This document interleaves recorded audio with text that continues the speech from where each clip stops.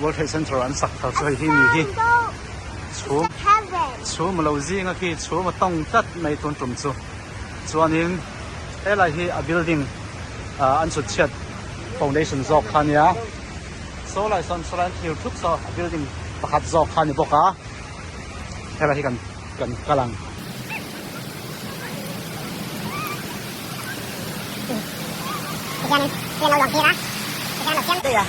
ไอ้ที่อันสักตาจุนี่ที่อันสงเทียนสูก็ต้องตัดเลยนี่พอเราทะเลาะให้นี่เรียกเป็นคนสุกๆเลยอ่ะแต่ยังเราเสียค่ะแต่ยังเสียตาร์ปะตา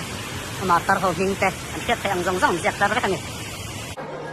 World Trade Center ตัวอย่างกันรูปด้านนะจังหวะกันร้อนเสาด้านนะ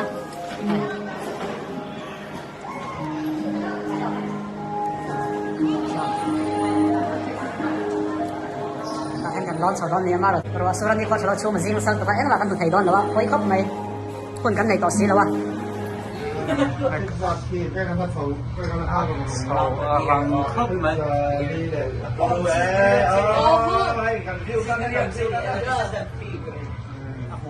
ฟิวส์กันป้าไงเนี่ยมาสบายสุดชูมาทำเอ็งว่ากันนี่มากันดูไทยร้อนแล้ว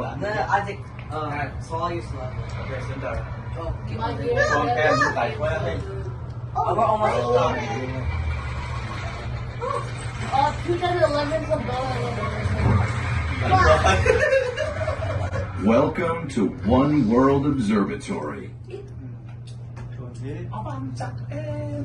Floor zale pati na kan swak ta hanet kan chu